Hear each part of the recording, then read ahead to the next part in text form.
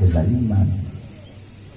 Nah, darah-darahnya beliau-beliau, Imam Ali bin Abi Thalib, Imam Hasan, Imam Husain, Imam Ali bin Abidin, mengalir di darahnya anak Bahar bin Ali bin Allahu Akbar. Mengalir di darahnya Habib Muhammad Rizq bin Husain bin Jihad. Kita ini tidak lawan pemerintah. Kita orang tahu agama, kita orang tahu hukum. Haram melawan pemerintah yang sah. Haram. Yang kita lawan kezolimannya, yang kita lawan ketidakadilannya, yang kita lawan kebijakan-kebijakan yang menyengsarakan rakyat. Itu yang kita lawan, itu yang kita kritik.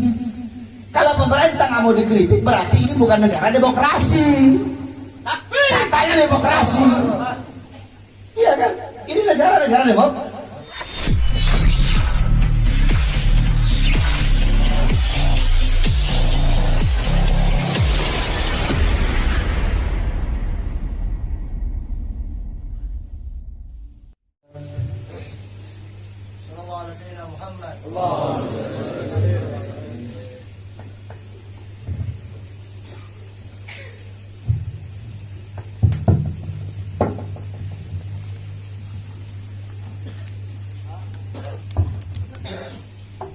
nawaitu ta'alluma wa ta'lima wa dzakara wa tadhkira wa naf'a an-nifa' wal ifada wal istifada wa hatha ala tamassuki bi kitabillah bi sunnati rasulillah ibtigha' wajhillah bi qurbih athwab subhanahu wa ta'ala bi surah al-fatihah.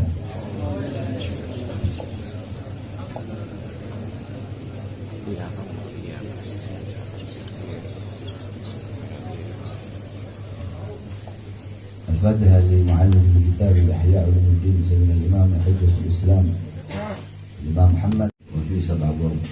بسم الله الرحمن الرحيم. قال المعلم الإمام حجة الإسلام أبي حامد محمد بن محمد الغزالي الطوسي كتاب العلم وفيه 7 أبواب.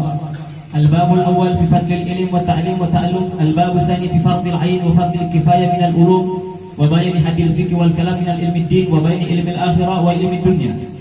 الباب الثالث فيما تعده العامة من علوم الدين وليس منه وفيه بيان جنس العلم المذموم وقدره. الباب الرابع في آفات المناظرة وسبب اشتغال الناس بالخلاف والجدل. الباب الخامس في أدب المعلم والمتعلم. الباب السادس في آفات العلم والعلماء والعلامة الفارقة بين علماء الدنيا والآخرة. الباب السابع في العقل وفضل وأقسامه وما جاء فيه من الأخبار. Kitabul Ilm wa fi 7 abwab. Kitab yang menjelaskan tentang ilmu dan di dalamnya ada 7 bab. Bab yang pertama mengenai keutamaan ilmu dan juga mengajarkan ilmu dan juga untuk mempelajari ilmu. Bab yang kedua menjelaskan tentang ilmu yang fardu ain dan ilmu yang fardu kifayah, dan penjelasan tentang definisi daripada fikih wal kalam min ilmi dunia, dan pembahasan tentang ilmu dunia wa bayani ilmi akhirah, dan penjelasan tentang ilmu akhirah wa ilmi dunia, dan penjelasan tentang ilmu dunia. Al-babus salis, bab yang ketiga, fi matahuddul amma minal ulumid-din wa laysa minhu, adalah bab yang menjelaskan tentang perkara yang dianggap oleh orang awam mengenai ilmu-ilmu dunia padahal ilmu-ilmu agama padahal bukan termasuk daripada ilmu agama. Wa fihi bayanu jinsil ilm al-mazmum, dan di dalam bab ini ada penjelasan tentang jenis ilmu yang tercela wa qadrihi, dan kadar daripada ilmu yang tercela. Al-babu rabi, bab yang keempat, fi afatil munadharah, di dalam kerusakan daripada perdebatan, wa sabab istiqalin nas, dan penyebab daripada kesibukannya manusia bil khilaf, tentang ilmu mengenai perbedaan pendapat di kalangan ulama wal jadal, dan juga mengenai perdebatan. Al-babul khamis, bab yang kelima, fi adabil muallim, di dalam adabnya seorang pengajar wal muta'allim, dan orang yang belajar. Al-babus sadis, bab yang keenam, fi afatil ilm, di dalam kerusakan ilmu wal ulama, dan juga ulama wal alamatil fariqati baina ulama dunia wal akhirah, dan alamat yang menjadi pemisah di antara ulama dunia dan ulama akhirat. Al-babus sabi, bab yang ketujuh, fil akal, di dalam penjelasan akal wa fadlihi, dan keutamaan akal wa aksamihi, dan pembagian-pembagian akal wa ma jaa fihi minal akhbar, dan apa saja yang dijelaskan daripada hadis-hadis mengenai penjelasan akal.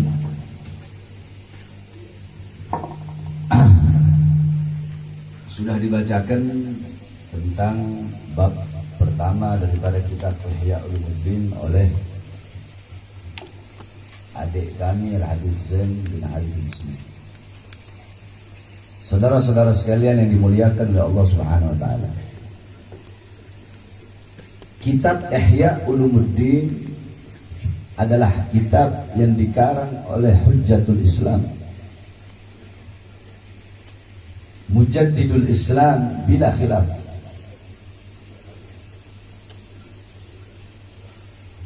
Al-Imam Muhammad Ibn Muhammad Al-Ghazali Ad-Dusi, yakni yang sering kita dengar dengan sebutan Imam Ghazali. Beliau adalah seorang ulama yang sampai-sampai dikatakan oleh Al-Imam An-Nawawi, Muhammad Ibn Abdullah Sayyidul Anbiya. Muhammad Ibn Abdullah Sayyidul Anbiya. Nabi Muhammad itu adalah pemimpin para nabi. Muhammad Ibn Idris Asy-Syafi'i Sayyidul A'immah. Imam Syafi'i namanya kan Muhammad juga. Muhammad Ibn Idris Asy-Syafi'i itu pemimpin para imam. Muhammad Al-Ghazali Ad-Dusi Sayyidul Musannifin. Beliau adalah pemimpin para pengarang-pengarang kitab. Muhammad Ibn Abdullah Sayyidul Anbiya, Muhammad Ibn Idris Sayyidul A'immah, Muhammad Ibn Muhammad Al-Ghazali Sayyidul Musannifin. Karena apa? Karena begitu banyak kitab-kitab yang beliau karang. Ada Mukasyafatul Qulub, ada Bidayatul Hidayah, ada kitab hadisnya beliau itu Al-Wajiz Al-Wasid yang merujuk kepada yang menyambung kepada Al-Um. Kemudian ada Kasyaf Ulum Ruh, ada Bidayatul Hidayah, banyak sekali kitab-kitab karangan beliau. Ada Miyarul Ilm. Tapi dari seluruh kitab-kitab beliau, itu yang paling masyhur, yang paling mulia, yang paling agung yang pernah beliau karang adalah kitab Ihya Ulumuddin. Nah, sebelum ana bahas tentang kitab Ihya Ulumuddin atau bab tadi yang sudah dibacakan, ente orang perlu tahu siapa Imam Ghazali. Al-Imam Ghazali beliau adalah orang soleh. Ayah beliau bukan ulama. Ayah beliau bukan orang alim. Kakek beliau bukan orang alim, bukan. Ayah beliau, kakek beliau itu tukang tenun, tukang bikin wol. Nah, makanya Al-Ghazali itu kan lakop, gelar. Setiap ada lakop pasti ada nisbat. Lakop, gelar, nisbat, penyandaran daripada gelar tersebut. Contoh, Sufyan Ats-Tsauri. Ats-Tsaur itu lakop, banteng artinya. Nisbatnya apa? Penyandarannya apa? Kejadian apa? Perkara apa? Hal apa yang sehingga menjadikan Sufyan itu, Imam Sufyan dipanggil Ats-Tsaur? Nisbatnya apa? Penyandarannya apa? Oh, ternyata Al-Imam Sufyan sebelum beliau dipanggil Ats-Tsauri, beliau pernah masuk masjid mendahulukan kaki kiri, sehingga terdengar suara dari langit, ya Tsaur qaddimul yumna, banteng, dahulukan kaki kananmu. Semenjak itulah beliau dipanggil Sufyan Ats-Tsauri. Nah, itu nisbatnya, itu nisbat. Abu Nawas itu lakop, gelar, namanya bukan Abu Nawas. Tapi kenapa kok lakopnya Abu Nawas? Nisbatnya kemana? Penyandarannya kemana? Oh, penyandarannya karena Abu Nawas, Abu Nawas bapaknya kerah. Nawas itu kerah baju. Oh, si Abu Nawas ini dia kalau pakai kerah baju itu melebihi kepala, besar kerah bajunya. Makanya itu nisbatnya, sehingga lakopnya adalah Abu. Nah, Al-Imam Al-Ghazali namanya Muhammad, tapi kenapa kok dipanggil Al-Ghazali? Nisbatnya apa? Lakop Al-Ghazali itu. Nah, ini ulama banyak, saking mulia dan agungnya beliau sampai ulama itu berbeda pendapat tentang lakop Al-Ghazali. Al-Imam Al-Fayyumi dalam kitab Misbahul Munir, ya, Al-Imam Al-Fayyumi dalam kitab Misbahul Munir, beliau berkata, lakop Ghazali itu dari asal kata Ghazalah. Dari asal kata Ghazalah, yakni Ghazalah itu tempat kelahiran beliau. Itu menurut Imam Al-Fayyumi dalam kitab Misbahul Munir. Tetapi dibantah oleh sebagian ulama. Al-Imam Ibnu As-Sam'ani kalau nggak salah. Al-Imam Ibnu As-Sam'ani mengatakan, aku telah pergi ke daerah Tusi, aku cari seluruh kampung, tidak ada kampung yang namanya Ghazalah. Nah, diperkuat lagi dengan pendapat Al-Imam An-Nawawi. Imam Nawawi bilang Ghazalah, laqab Ghazalah kepada Imam Ghazali itu nisbatnya. Ini dijelaskan dalam kitab Tabaqat Asy-Syafi'iyah. Nanti kalau buka kitab Tabaqat Asy-Syafi'iyah ada di sini. Tabaqat Asy-Syafi'iyah sama Syiarul A'lam An-Nubala karangan Imam Az-Zahabi. Di situ dijelaskan Imam Nawawi Tashdid Al-Ghazali adalah daripada pekerjaan ayah, keluarga dan kakeknya beliau. Ghazal, masa kecilnya itu sudah banyak menuntut ilmu kepada para ulama-ulama besar, salah satunya Imamul Haramain. Itu guru besarnya beliau. Banyak panjang kalau mau dijelaskan.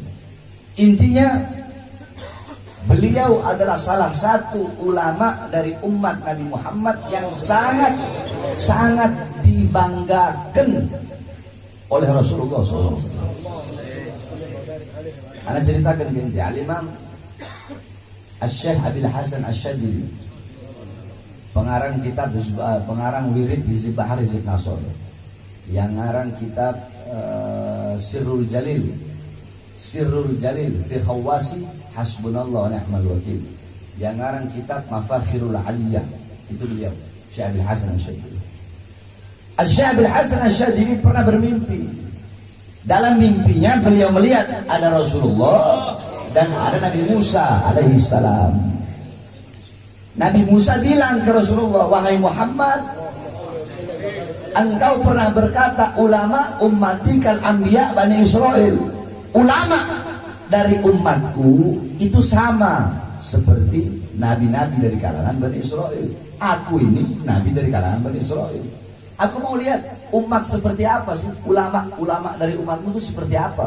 Kok bisa engkau samakan keilmuannya dengan kami, nabi-nabi dari kalangan Bani Israel. Di situ Rasulullah panggil Imam Ghazali. Yang dipanggil Imam Ghazali. Dipanggil Imam Ghazali. Nabi Musa tanya, ini dia? Iya dia. Nabi Musa bilang, man ismak, siapa kau punya nama? Imam Ghazali jawab, ana Muhammad bin Muhammad bin Muhammad bin Muhammad Al-Ghazali. Kata Nabi Musa, ya Rasulullah, ya Muhammad, ini yang kamu bilang pintar. Saya tanya ke dia siapa namanya, tapi dia jawab dengan jawaban yang panjang. Dia bawa nama bapaknya, nama kakeknya, nama datuknya, dia bawa nama gelarnya. Harusnya kalau dia pintar, ketika aku bertanya siapa namamu, cukup dia jawab Muhammad. Kalau dia pintar, masuk akal juga. Imam Ghazali berkata, ya Rasulullah, izinkan aku menjawab. Dijawab sama Imam Ghazali, wahai Nabi Musa, bukankah dalam Al-Quran dijelaskan Allah pernah bertanya kepadamu apa yang ada di tanganmu? Pertanyaan Allah, wahai Musa, apa yang kau pegang, apa yang ada di tanganmu? Engkau jawab, ya Allah, ini tongkat. Tongkat ini aku gunakan untuk menggembala kambing, untuk bersandar, untuk ini. Seharusnya ketika Allah bertanya apa yang ada di tanganmu, cukup kau jawab tongkat. Tidak usah kau jawab tongkat ini untuk ini, untuk ini, untuk ini, untuk ini, untuk ini. Kata Nabi Musa, aku jawab dengan jawaban yang panjang agar aku punya waktu yang lama berbicara dengan Allah. Apa kata Imam Ghazali? Aku juga menjawab dengan jawaban yang panjang agar aku punya waktu lama berbicara dengan engkau yang pernah berbicara dengan Allah Subhanahu wa ta'ala. Jadi beliau salah satu ulama umat Islam yang dibanggakan oleh Nabi Muhammad langsung di hadapan Rasulullah. Walaupun mimpi tidak bisa dijadikan dalil, tetapi bisa dipakai dalam fadhailul amal, bisa dipakai targhib, bisa dipakai tarhib, kecuali tidak bisa dalam syar'ul hukmiyah, yakni syariat atau ya syar'ul islamiyah, ahkamul islamiyah, atau aqaidud diniyah, itu tidak boleh. Hadis dhaif atau mimpi para orang soleh tidak bisa dipakai dalam ahkamus syar'iyyah atau aqaidud diniyah, hukum-hukum syariat atau tentang masalah akidah agama. Tidak boleh pakai hadis dhaif dan tidak boleh lewat. Selain daripada itu, tarhib, tarhib, fadilah amal itu boleh. Paham? Ada itu Imam Ghazali radhiyallahu anhu. Yani beliau seorang ulama besar di zamannya.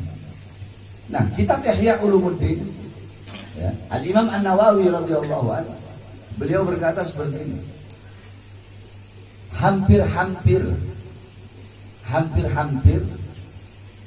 Ihya Ulumuddin itu seperti Al-Quran. Ingat, hampir-hampir, jangan orang salah paham lagi. Nanti Habib Bahar bilang kitab Ihya Ulumuddin itu sama kayak Quran. Itu jangan salah paham. Hampir, yakni kada-kada, hampir saja kitab Ihya itu seperti Al-Quran. Maksudnya apa? Maksudnya karena begitu banyak orang yang membaca kitab Ihya, sampai-sampai hampir sama seperti banyaknya orang yang membaca Quran. Bahkan ada lagi yang mengatakan, satu ulama, dia bilang andaikan Allah tidak menurunkan Al-Quran, cukup kitab Ihya bisa menjadi pedoman bagi umat Islam. Andaikan Allah tidak turunkan Al-Quran, berarti ini kitab Ihya, kitab yang sangat agung, kitab yang begitu mulia. Makanya ketika dulu ada namanya Al-Imam Ali Al-Imam Ali ibn siapa anak lupa. Yakni dia itu di Afrika sana. Dia ibn Hamzah kalau tak salah. Dia tak suka dengan kitab Ihya Ulumuddin Imam Ghazali. Dia tak suka dengan kitab Ihya Ulumuddin. Ketika dia tidak suka dengan kitab Ihya, dia bahkan menyuruh murid-muridnya untuk mengumpulkan kitab Ihya untuk membakar kitab Ihya Ulumuddin. Besok dia udah menyuruh, malamnya dia mimpi ketemu Rasulullah. Di situ ada Rasulullah, ada Sayyidina Abu Bakar, ada Sayyidina Umar, ada Imam Ghazali. Imam Ghazali bilang, ya Rasulullah, dia telah menuduhku masalah kitab ini. Yang ini bilang, ya tidak ya Rasulullah, dialah yang telah ini. Kalau memang aku salah, aku akan bertobat kepada Allah SWT. Tapi kalau aku benar, aku minta hakku atas dia. Diambil kitab Ihya-nya, dikasih ke Rasulullah. Dibuka oleh Rasulullah.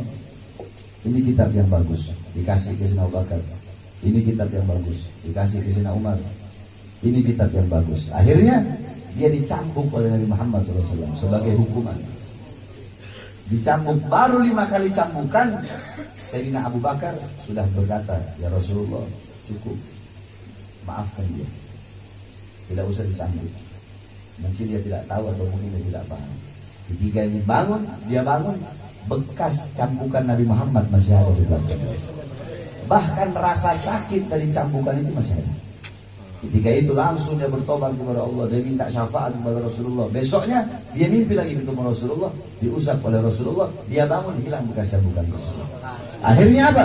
Akhirnya dia perintahkan seluruh murid-muridnya untuk apa? Untuk menulis kitab Ihya makhtut dengan tangan. Itu ditulis pakai apa? Ditulis dengan tinta emas.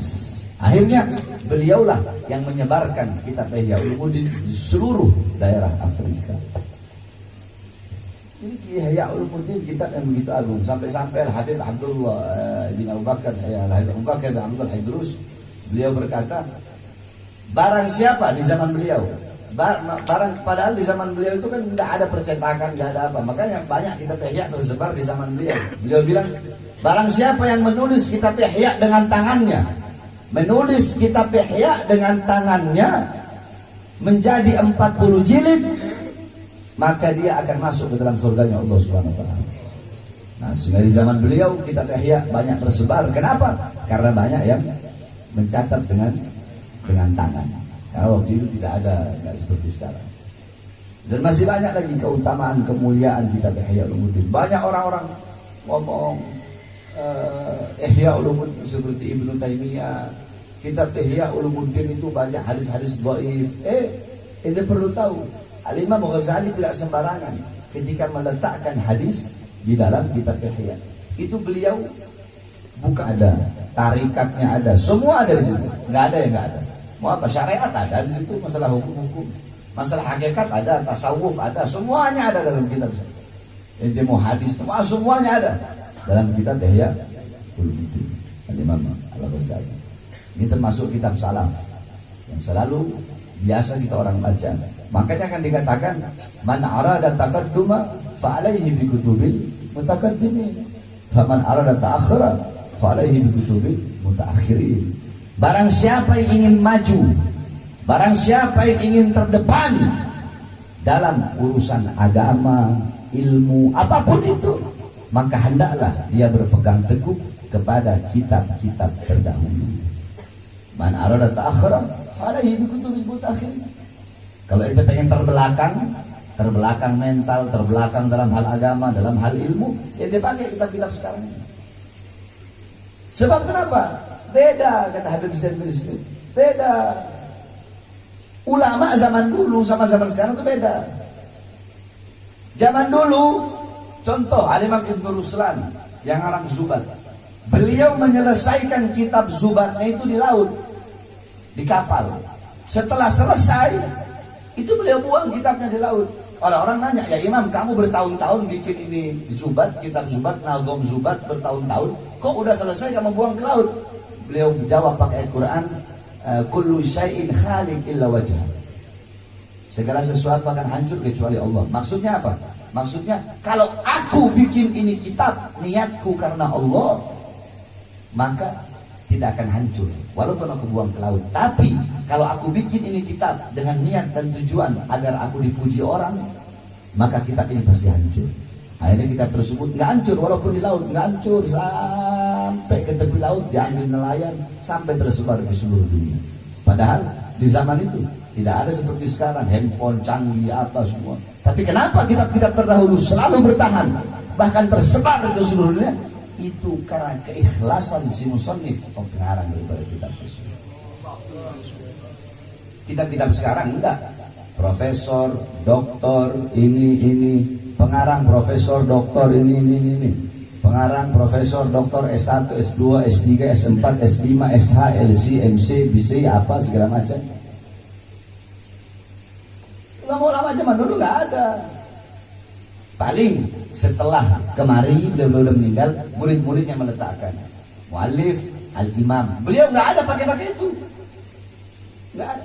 Al-fakir ilallah, orang yang hina, yang miskin di sisi Allah Subhanahu Wa Taala. Tawadhu'nya beliau dan keikhlasan ulama zaman dulu nggak sama dengan tawadhu' dan keikhlasan ulama zaman sekarang. Bahkan sedih kan anda bahas, ada orang pakai pakaian suhro, tahu suhro? Suhro itu pakai pakaian untuk cari tenar. Jangan ente pikir pakaian suhro itu jangan dipikir hanya pakaian yang bagus, jubah, kelap-kelip. Enggak, ada juga pakaian suhro yang bolong-bolong. Tapi dia niat pakai pakaian itu untuk mencari ketenaran. Pakai pakaian bolong-bolong dengan niat magosid, tujuannya apa? Niatnya apa? Agar orang bilang, oh dia ini waro, oh dia ini sufi. Ada yang begitu. Jadi pakaian suhro itu tidak harus pakaian mewah. Enggak, ada juga pakaian suhro yang sobek-sobek, tapi tujuannya agar dibilang waro. Jadi tidak akan pernah sama. Rasulullah bilang, khairul qurun qarni, tsumma alladziina yalunahum, tsumma alladziina yalunahum, tsumma alladziina. Al-Imam Sunan Haji, pengarang kitab Jurumiyah. Siapa yang tidak kenal kitab Jurumiyah? Apalagi kita di Indonesia, semua orang yang mondok pasti belajar kitab Jurumiyah. Itu dia tahu kata Jurumiyah dari kata apa? Jurmiyah. Al-Imam Sunan Haji bawa kitabnya, bawa ke sungai, udah selesai. Jurmiyah, mengalir di air, mengalirlah. Jur, jaraya jadi, mengalirlah. Maksudnya mengalirlah di air. Beliau buang tuh kitab di air. Kata muridnya, ya Imam, kenapa? Ya kalau anak bikin ini kitab karena Allah, apa karena hancur, apa kalau binasa. Tapi kalau anak bikin ini kitab hanya karena pengen pujian-pujian dari orang, ya maka kita tidak akan hancur, akan binasa. Makanya kita selalu berpegang teguh kepada kitab-kitab ulama-ulama as-salafun salih. Adapun ada kitab-kitab sekarang yang dikarang oleh ulama mutaakhirin, ada. Tetapi tetap mereka berpatokannya kepada kitab-kitab salah. Nggak ada masalah. Kitab-kitab sekarang tetapi berpatokan. Marojiknya mereka tetap adalah kitab-kitab para as-salafun salih. Itu kalau ingin maju, ingin terdepan dalam segala urusan. Sebab tidak sama keikhlasan, ketawaduan, niat, apa dan semua ulama terdahulu dan kita orang-orang zaman sekarang. Orang zaman sekarang beda, itu jangan samain. Habib sekarang sama Habib dulu beda. Kiai sekarang sama Kiai dulu beda. Ulama sekarang sama ulama dulu beda, nggak sama. Banyak sekarang nih ulama, Kiai, Habib beraninya itu depan banyak orang doang. Lagi banyak orang, wah berani, wah. Lagi sendiri sama polisi ciut, ampun Pak, ampun. Orang kalau memang benar beraninya karena Allah, tidak akan berkurang kadar keberaniannya fisir walannya. Baik dalam keadaan ramai atau dalam keadaan sepi. Imam-imam sekarang makanya ada bingung, ya Allah kenapa masjid kan jadi ketua DKM berebutan. Jadi ketua DKM masjid orang sekarang pada berebutan. Anak 3 tahun di penjara sampai linglung, sampai pusing lihat dunia luar. Ada lihat kok polisi tiap jalan katanya security. Rupanya security udah pakai baju polisi, makanya anak pikir polisi semua. Oh nggak tahu security. Anak 3 tahun dalam penjara nggak tahu. Jadi begitu paham? Nggak sama. Ya. Nah, ini itu orang nyari suhra, semakin dia cari nggak bakal dapat. Ini sia-sia, nggak bakal dapat. Niatkan semuanya karena Allah SWT. Ini makanya nawaina an ish, nawaina an kata kama nawa asrafuna. Kami niat untuk apa? Melakukan ini, membaca ini. Sebagaimana niatnya para orang-orang soleh. Kita diajarkan kita para habaib. Inti pada maghrib baca roti para haddad, pada isya baca roti para apos. Makanya saya bilang ini orang-orang di luar sana. Oh, Habib Bahar keras, Habib Bahar arogan, Habib Bahar intoleran, Habib Bahar radikal. Anak biarin aja. Mereka nggak tahu anak. Ngapain nama ladenin? Bodoh apa terserah itu mau bilang apa? Itu nggak tahu anak. Yang tahu anak orang anak sendiri yang tahu. Dan orang-orang yang dekat mungkin yang tahu anak, mereka yang tahu anak. Terus ente pikir cuma mereka cuma itu yang Toriqah Bahlawi. Ente pikir anak bukan Toriqah Bahlawi? Ya. Kita orang pada maghrib baca ratib haddad, pada isya baca ratib al-Aqqas. Sebelum subuh doa fajar, pada subuh birrul latif, sebelum zuhur futuhatul arsyiyah, pada zuhur mafatihus sa'adah, wirid sakran, hizib nawawi, sebelum asar wirdul kabir, wirdul saghir, Syekh Abu Bakar bin Salim. Pada asar kita orang baca hizbul bahar, Sayyidina Imam Syekh Hasan Syadili. Sebelum maghrib wirdul latif, pada maghrib ratib haddad. Begitu terus setiap hari. Hariannya dalam satu minggu, malam Rabu kita orang baca Hadrar wa Saudan, malam Kamis kita orang baca Burdah, malam Jumat kita orang baca Maulid Simbul Duror, kita orang baca Jaliyatul Qadar, Syekh Ja'far Al-Barzanzi. Hari-hari yang lain kita orang baca Dalailul Khairat. Ada hari-harinya. Itu orang hataman Bukhari, kita orang hataman Bukhari. Toriqah Bahlawi, kita Toriqah Bahlawi. Tapi jangan kebanyakan Habib-Habib sekarang ini yang Anda lihat, mereka memakai dalil Fagil Mugaddam Kasaros Silah.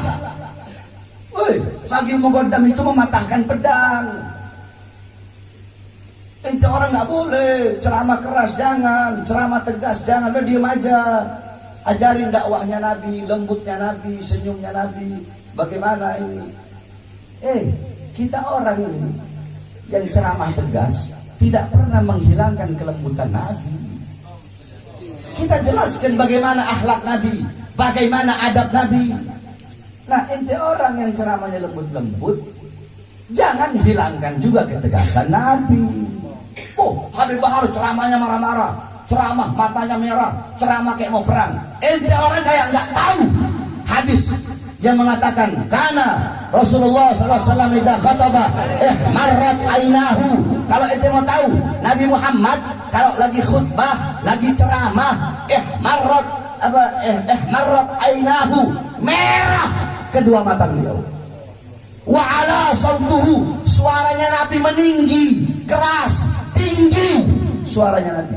Jadi jangan itu cuma tahu Nabi itu lembut, Nabi itu begini-begini. Ada bilang, harus ceramahnya keras berapi-api. Ada punya kaki Rasulullah idza khataba ihmarat ainahu. Itu melawan itu hadis itu. Itu membantah itu hadis. Nabi Muhammad Idza khataba, kalau dia berkhutbah, berceramah, ihmarrat ainahu, merah kedua matanya. Wa ala sautuhu, meninggi suaranya, tinggi. Suara tinggi gimana? Gini. Assalamualaikum. Suaranya tinggi. Wa ishtadda ghadabuhu, bertambah kemarahannya. Hatta ka'annahu kamundiri jaisin, sehingga Nabi kalau lagi khutbah, lagi dakwah, lagi ceramah, beliau kamundiri jaisin, sebagai pemberi peringatan perang. Sabbahakum masahakum, woi pagi ini kita akan diserang, kalian diserang, sore ini kalian akan diserang. Orang kalau ngasih peringatan perang gimana sih? Masa pagi diserang, sore diserang. Makanya sering aja bilang, udah ente orang dengan dakwahnya ente. Kita orang tegas, tapi kita tahu kelembutan Nabi Muhammad. Bukan kita nggak tahu. Udah jangan ajarin kita orang tentang akhlak, tentang adab, jangan. Kita paham itu. Kita paham. Bahkan bisa kalau mau diadu, yuk kita adu. Murid-murid pesantren anak sama murid-murid sahabat, kita adu bagaimana akhlak adab mereka. Bahkan di dalam lapas, itu anak-anak yang ngaji mana dalam lapas, mereka tidak berani jalan belakangnya. Itu orang masih berani. Anak-anak lapas, anak-anak penjara, ngebelakangin anak mereka nggak berani. Jalannya mundur. Anak ajarkan akhlak, anak ajarkan adab. Cuma kan itu orang begitu. Anak ini nggak punya YouTubean, channel-channelan, anak nggak tahu begitu-begitu, nggak paham. Cuma ente orang begitu. Habib Bahar ceramah keras, ente orang masukin. Anak lagi ngajar, kenapa itu orang masukin? Anak lagi bahas akhlak Nabi, adab Nabi, kenapa ente nggak masukin? Anak lagi bahas bagaimana Amr bin As dipanggil oleh Sayyidina Umar bin Khattab ketika dia mau merubuhkan rumah orang Yahudi. Sampai-sampai itu Yahudi masuk Islam karena rahmat akhlak daripada Sayyidina Umar bin Khattab. Kenapa ente nggak taruh? Jadi terkadang gulubukum ma'i wa suyufuhum alayya. Wa gulubukum ma'i wa suyufukum alayya. Hati ente ada cinta sama anak, tapi pedang ente terhunus untuk anak. Maksudnya apa? Terkadang yang mencelakai kita ya orang-orang kita sendiri. Terkadang yang celakain kita, yang bikin kita ini ya orang-orang kita sendiri terkadang. Tapi Allah alam, anak nggak mau tahu sendiri, terserah juga. Habib Bahar intoleran, intoleran. Kita tahu ketika anak di lapas Gunung Sindur, itu di lapas Gunung Sindur karena SOP-nya memang seperti itu. Malam itu nggak boleh keluar. Malam takbiran keluar. Sebagian aja, nggak semua. Hanya anak-anak santri.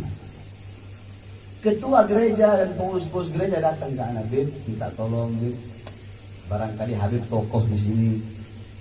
Habib di sini tokoh, Habib di sini banyak pengikut. Barangkali kalau Habib yang minta izin diperbolehkan. Anak datang minta izin. Minta izin. Kalau kita malam takbiran bisa keluar. Kita Muslim punya hak untuk keluar merayakan malam takbiran. Kenapa mereka yang Nasrani tidak bisa tak keluar untuk melakukan malam misahnya mereka? Siap Habib, dikasih izin. Takbir. Itu anak intoleran. Itu mau tahu di penjara kayak bagaimana? Semua anak rangkul.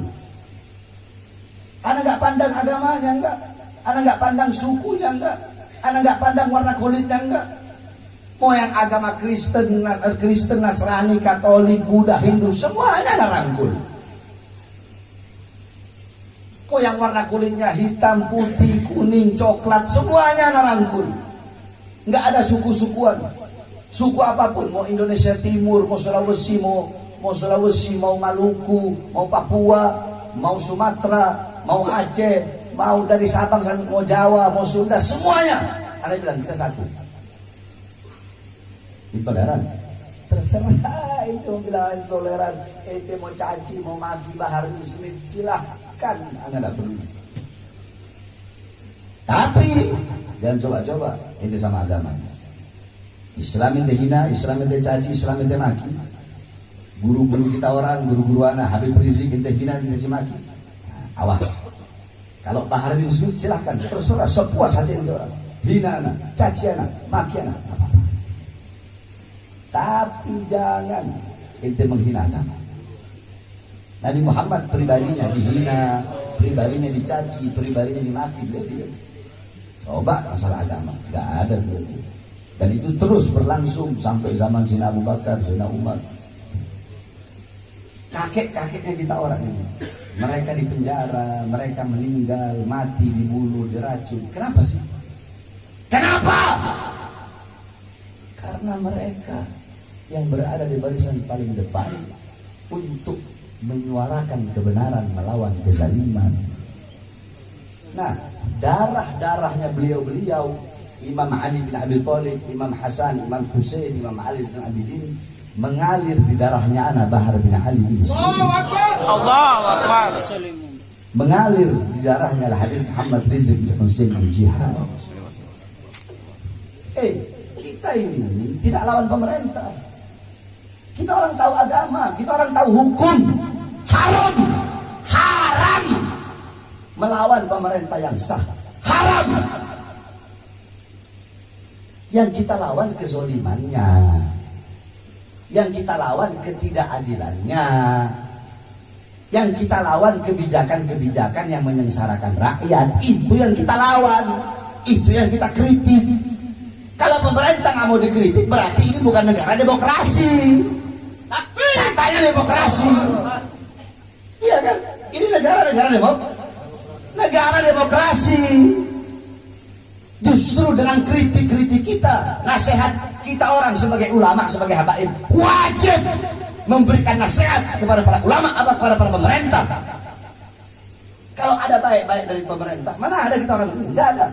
Kita tidak akan menghilangkan kebaikan-kebaikan, walaupun andaikan kita tidak sejalan dengan mereka.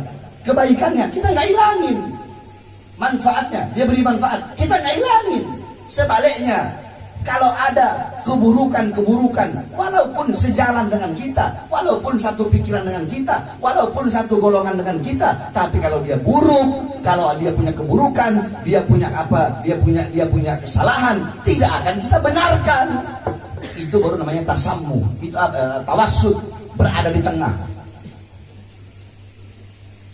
Jadi ulama habaib yang itu tawassut di tengah. Jangan jadi, yakni kata Imam Ghazali, fasadur ra'iyah bifasadil muluk. Baca semua juga. Fasadur ra'iyah. Yang keras, fasadur ra'iyah bifasadil muluk.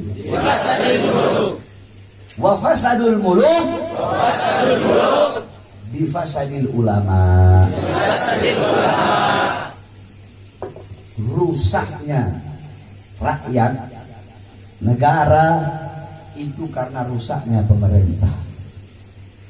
Rusaknya pemerintah karena rusaknya para ulama-ulama yang diam ketika pemerintah itu melakukan kezoliman, ketidakadilan dan kebijakan-kebijakan yang menyengsarakan rakyat. Kita ngelawan pemerintah, yang jelas-jelas lawan pemerintah malah dirangkul OPM, pakai istilah halus KKB, kelompok kriminal bersenjata, dirangkul. Oh, itu saudara kita itu, berani mereka.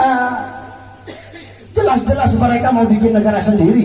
Berapa banyak tentara yang mereka bunuh, berapa banyak polisi yang mereka bunuh. Jelas-jelas teroris, pakai diperhalus KKB katanya. Itu teroris. Orang kalau mau apa namanya? Mau bikin negara sendiri, mau pergi dari NKRI, itu namanya teror, mau memisahkan diri dari negara kesatuan Republik Indonesia, itu jangan sebut KKB, sebut teroris. Siapapun dia, mau agama manapun, mau Islam kek, mau Nasrani, ketika mereka mau bikin negara sendiri, teroris. Setuju. Tak lawan. Kalau nggak mau lawan, biar kita orang yang lawan, umat Islam. Biar kita orang yang lawan. Karena bagi kita orang, NKRI harga mati. bagi kita orang, bagi kami, bagi saya, demi NKRI, demi Merah Putih, demi rakyat.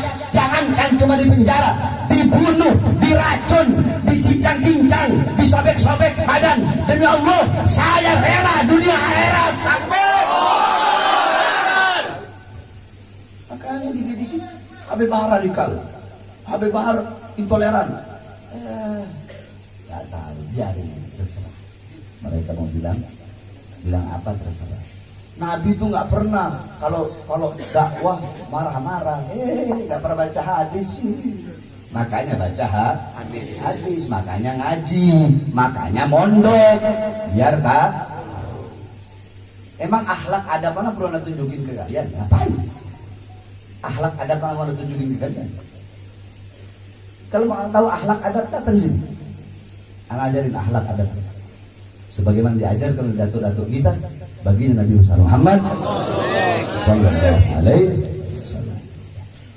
Akhir nanti malam Selasa depan baru mulai